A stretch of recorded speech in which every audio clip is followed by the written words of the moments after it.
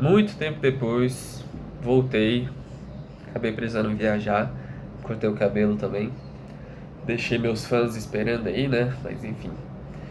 É, Terminei então a segunda temporada de Reborn, a luta do Tsuna contra os Anzos, e partirei pro próximo arco, que se não me engano é o arco do futuro, né? Se não me engano, que tem as melhores aberturas assim. É foda, foda, mas enfim, acredito que seja, vou continuar.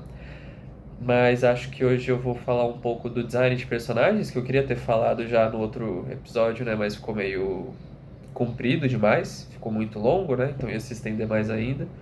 E porque, em resumo, acho que eu vou ter pouca coisa para falar da luta do Tsuna contra os Anzos, porque no geral dá para se resumir em que é ruim, né? Acho que não é muita surpresa assim de todas as lutas que teve até agora em Reborn, elas são mal coreografadas, muito bem não são, muitas vezes não são muito bem pensadas assim, não é nada demais, né, no geral. E acaba que a luta do Tsuna com os Anzos não foge muito disso. E tem outros pontos que acho que intensificam isso um pouco mais. Então, porque é a luta do Tsuna contra os Anzos, mas ao mesmo tempo, né, aquelas mulherzinhas que estão coordenando essa disputa, elas colocam os outros candidatos, é, elas colocam tipo, um veneno neles, assim, que vai durar, a luta dura 15 minutos, e se os candidatos, tipo, não pegarem um antídoto que está no anel, em cima de uma torrezinha perto deles, eles vão morrer daquela doença lá. Que eu esqueci o nome, mas é uma doença muito fodida aí que eles falam. E eles ficam, tipo, agonizando, assim, eles não conseguem se mexer, não conseguem fazer nada, né? Então acaba sendo a disputa do Tsuna com os Anzas, mas no meio disso tem todas essas mini disputas que vão acontecer entre esses outros candidatos também, né? Mas acho que a maior questão dessa luta, o que é mais difícil, é porque ela não acontece nada, assim, praticamente na luta. Acho que muito por esses outros acontecimentos, essas outras mini lutinhas estarem acontecendo. Então, ao longo dos episódios, a gente acompanha é, a câmera, né, que está em todos esses lugares. E a gente acompanha, então, a luta do Hibari contra aquele Bell. A gente acompanha o Gokudeira encontrando, né, se salvando e indo atrás do Lambo, o Levi atacando o Lambo enquanto ele está completamente desacordado. Inclusive o Levi, é de Leviatã, é uma bosta de personagem, que merda de personagem, juro. E aí fica, enfim, aí cada um vai se salvando um pouco mais e indo atrás dos outros anéis, porque querendo ou não é bom eles terem todos os anéis, né? E essas lutas vão acontecendo ali e pegando esse tempo dos episódios que é da luta dos Anzos e do Tsuna. E aí quando volta para a luta dos Anzos e do Tsuna, a gente percebeu que nada tem acontecido. Acho que tem aquele primeiro momento assim que os dois é, estão lá em chamas, né? Seja pela chama da vontade de morrer, etc e tal. E eles estão lutando ali um pouco na moral, um pouco uma porradaria franca, né? E os Anzos, ele tá, de início ele usa só um fogo assim na mão mesmo, né? Que é muito. Que comentam, se não me engano, que é pela raiva dele, o ódio, etc e tal. Até o momento em que o Tsuna consegue dar um socão nele, né? Um socão bem dado. E aí os Anzos então pegam então as suas armas, literalmente. Ele pega então duas pistolonas e ele começa a disparar as chamas por essas pistolas. Eu acho uma coisa que é legal, que ele usa essa pistola como locomoção, né? Então ele atira pra lá, atira pra cá e se movimenta de acordo com as chamas, né? E aí e aí acho que a questão que o que faz ter essa sensação de que nada está acontecendo, ou de que muito pouco está acontecendo nessa luta, é que todo momento que surge alguma coisa diferente que a gente não foi apresentado, seja pelos Anzos, seja pelo Tsuna, tem uma explicação. Então, a todo momento surge alguma coisa diferente e aí a câmera vai, se aproxima lá do Reborn e das outras pessoas que estão, né, presas assistindo essa luta e elas não podem sair porque tem o infravermelho, piriparoró. E aí a gente vê essa câmera no Reborn e ele explica. E é muito tempo de explicação, então tem vários episódios que, tipo, é abertura, 1 minuto e tanto, assim, quase dois de recapitulação. E aí, sei lá, 10, 15, não, só 5, 10 minutos assim pra gente acompanhar a luta do Hibari contra o Bell, que não acontece muita coisa também. E aí esses 6, 7 minutos finais ali a gente vê o Tsuna e os Anzos. E aí 3 minutos de explicação do Reborn sobre o novo poder do Tsuna, finalização e o que vai acontecer no próximo episódio, sabe? Então não tem uma sensação de continuidade, não parece que essa luta flui, ela demora muito nos episódios. E a todo momento a gente tem um novo poder do Tsuna que precisa de uma nova explicação do Reborn, e essa nova explicação demanda muito tempo pra gente conseguir entender. E é isso, conseguir entender por que diabos o Tsuna tá conseguindo fazer aquilo que ele consegue, né? Eu perdi a conta de quantas vezes eles falaram ao longo dessa luta do ir para além do ponto zero, da vontade de morrer e não sei o que. E aí os Anzas falam, esse não é o verdadeiro ponto zero da vontade de morrer. E aí o pessoal fica tipo, como é que ele sabe o ponto zero, não sei o que. Aí não, ele tá befando que é o ponto zero. E aí fica muito tempo, e aí o Tsuna consegue chegar nisso, que é um... Ele faz, né, o negócio assim, ele meio que consegue absorver as chamas dos Anzos e tal.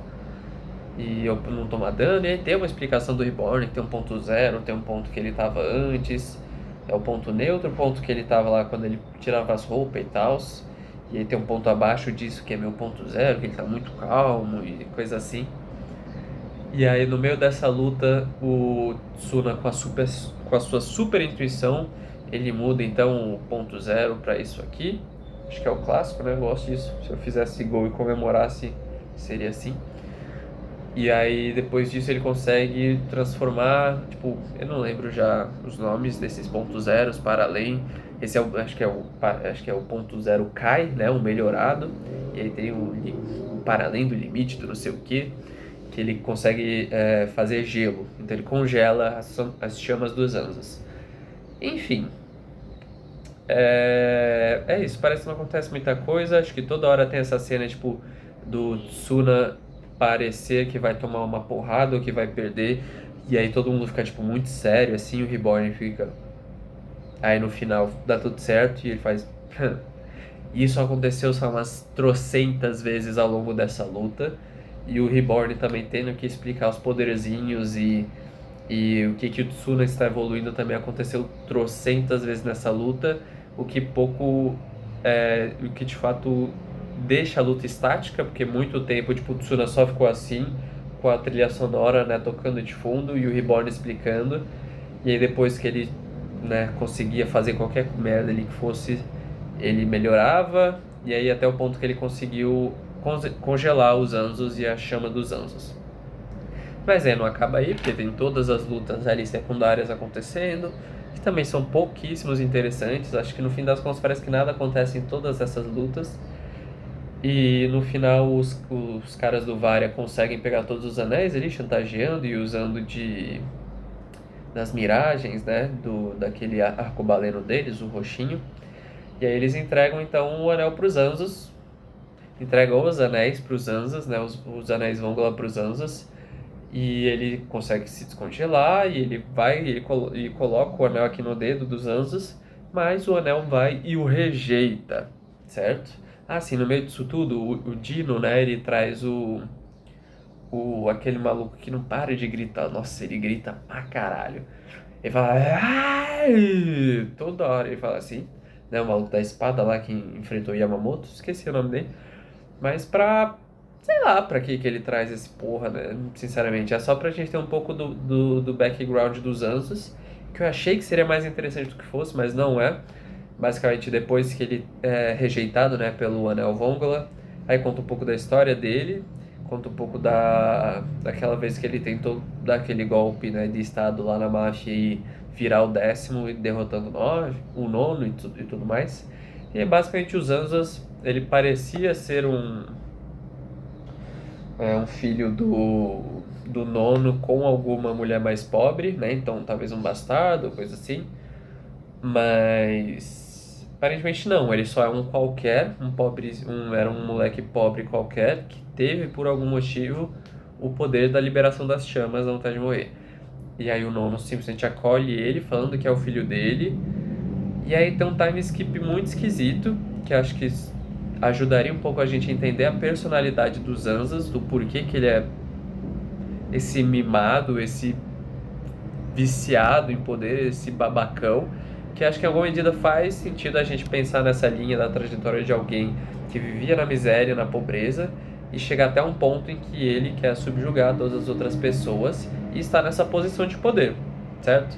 Aquela história do oprimido, tu quer se tornar um opressor, etc e tal. Só que isso é muito mal feito, porque a gente tem um time skip que simplesmente não nos revela nada. Então a gente tem os Anjos, criança, e o Nono pegando ele, levando lá pra casa, e depois a gente só tem ele, tipo, praticamente um adulto, né, um adolescente ali, um jovem adulto, que já é simplesmente um babacão, e ele acha que ele é melhor que todos e superior a todos. E a gente não tem como que ele chegou até esse ponto, sabe? O que aconteceu? Ele sempre foi assim?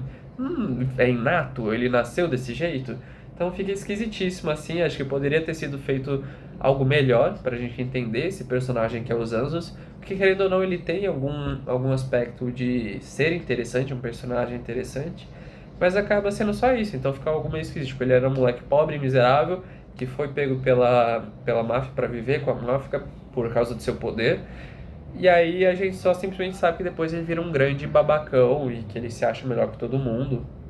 Eu acho que se fosse algo semelhante, por exemplo, ao que a gente vê em My Hero Academia, né, com o Bakugo, que é o crescimento dele de criança tendo um poder legal e ele se sentindo superior com o passar do tempo, muito pela reafirmação das pessoas em torno dele, com a reafirmação que os adultos fazem em relação ao poder dele, ao futuro dele, né, de que ele vai ser bom, que ele é muito forte, que ele é incrível, que ele é tudo isso sim. Isso somado às condições de que ele tem muita aptidão física que ele dificilmente perdia naquela época, né? Então que ele constantemente continuava ganhando, isso faz sentido pro Bakugo ser daquele jeito, né? Agora, para os Anjos não faz tanto sentido porque é isso, a gente tem esse time skip em que nada acontece, nada se explica e ele simplesmente aparece daquele jeito. E a gente não sabe se ele então é uma questão que ele nasceu assim, é algo inato dele, o que não faz tanto sentido também. É uma questão que se construiu dessa maneira, mas que a gente não acompanha, né? Então fica meio esquisito.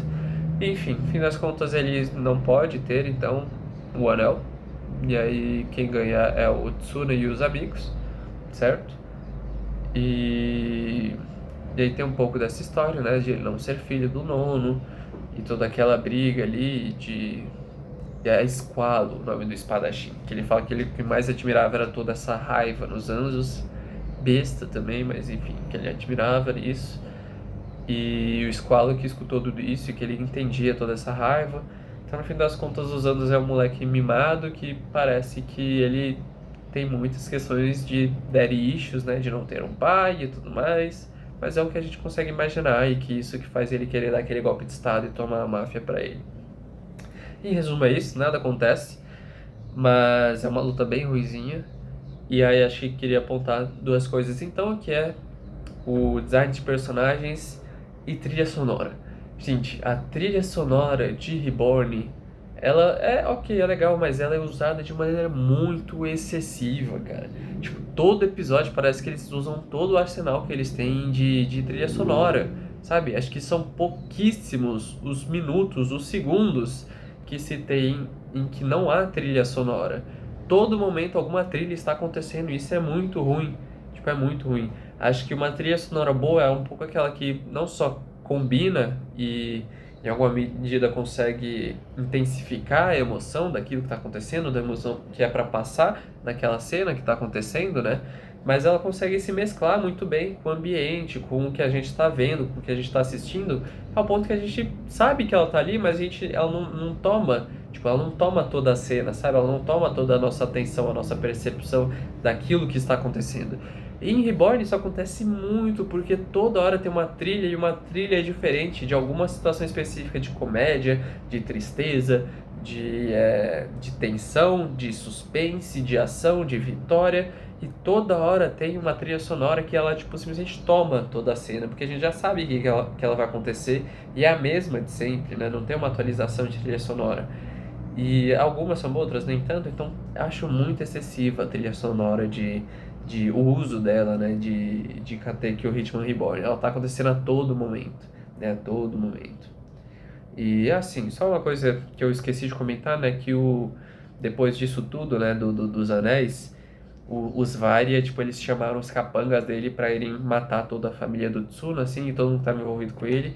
Aí aparece o Lancia, vocês lembram do Lancia? Aquele maluco lá com a bola de metal que tem as cobrinhas e tal, e ele salva todo mundo. E é isso, ele aparece de novo. E, bom, acho que agora sobre o design dos personagens, né, que é uma coisa que eu queria falar, que eu acho bom o design de personagens de Reborn. Acho que particularmente o design dos Zanzos eu acho muito legal. Tem uns que eu acho meio bosta. O do Bel eu acho meio merda. O do Levi é meio merda também. Daquele robozão lá, o Mosca, meio bosta também. Acho que todos os da família ali do Tsuna são legais, né? Mas acho que... Eu não sei como que é no mangá, talvez no mangá seja melhor por causa do traço.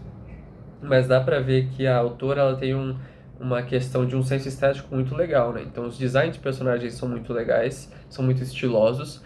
Acho que quando o Goku Deira vai ter a luta dele contra o Bell, ele aparece com aquela roupa super diferente de todos os momentos, né? Mas é um design que fica muito legal, né? Uma coisa até meio... Não que seja fanservice, né? Mas algo que sugere ali, né? Um negócio mais atraente, mais bonito e tal, mais sensual. E acho que isso é um ponto... Eu não lembro aonde que eu vi, mas tem esse ponto, né? Da questão... Que é muito frequente, né? Em animes, mangás, que é a questão de sexualização, né? E a gente vê muito nos mangás shonen a questão da sexualização com as mulheres, né? Então, poucas roupas, aqueles pontos assim, aquelas zonas, né, que tem aquelas zonas erógenas, né, um pouco mais acentuadas ou até excessivamente acentuadas, né, aquelas montagens de cena e piada que sexualizam e que mostram ali um peitinho, uma bunda, etc, algumas coisas assim, certo? E aí há um certo argumento assim de, não sei se é em defesa ou se é em comparação, o que que é, mas da sexualização então dos homens também, né? Não se sexualiza apenas as mulheres, mas os homens também são sexualizados. Escuto muito esse comentário também um pouco como, olha só, os dois lá são sexualizados, então tudo bem. Não faz muito sentido, né? Mas enfim, que aparece muito homem fortão, gostoso, sem roupa. Então, sei lá, não devia reclamar da sexualização das mulheres, porque os homens também são sexualizados. Mas acho que uma questão é justamente que diz respeito ao design de personagens do Reborn, que a sexualização do homem e da mulher, os dois normalmente são feitos pelos autores, né? Então, por homens desenhando homens e desenhando mulheres.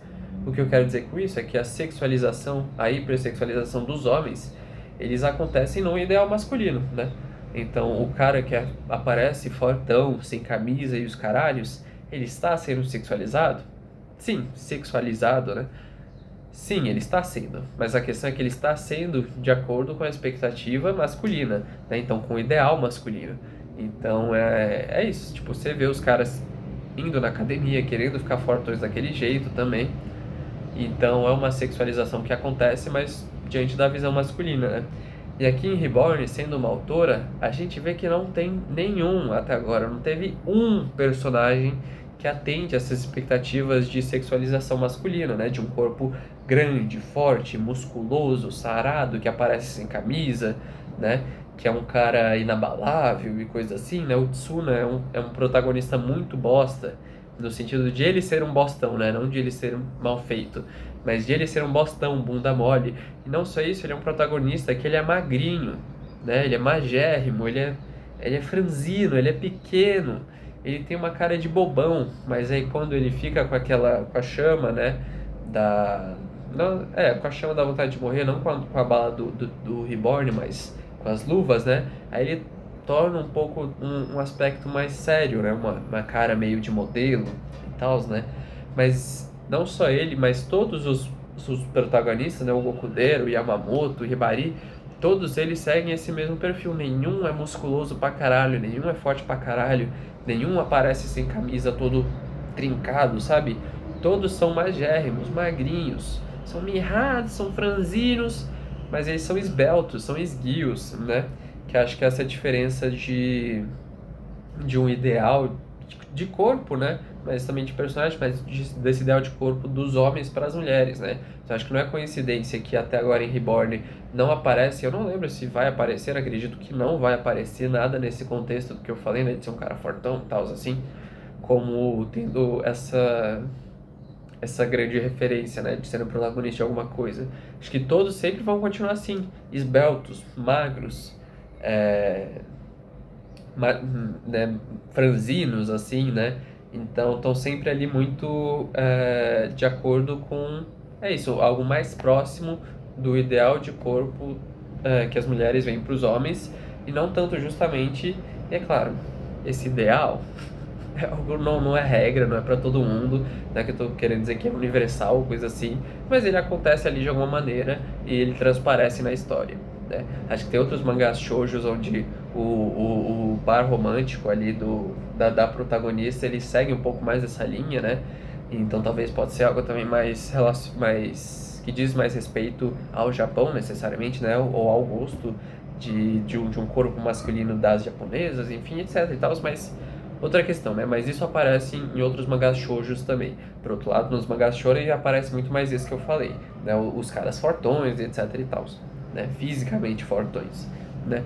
Então acho que é interessante pensar nesses designs de personagens que eles são esses garotos que são esbeltos, são bonitos, né? Não tem muito o que fazer.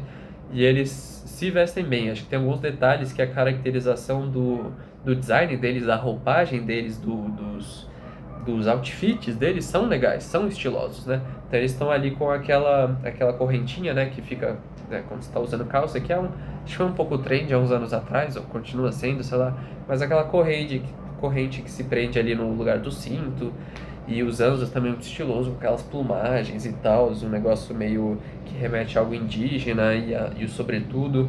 Então acho que é um design muito legal que ela faz, é um trabalho muito legal que ela faz, porque é isso, tem umas inspirações de outfit e de looks que são muito legais ali. E acho que isso diz respeito justamente a ser uma autora que está fazendo essa história e não a um autor, que também influencia muito em como os personagens são desenhados, pensados e, de certa forma, o ideal que a gente tem desses protagonistas, né?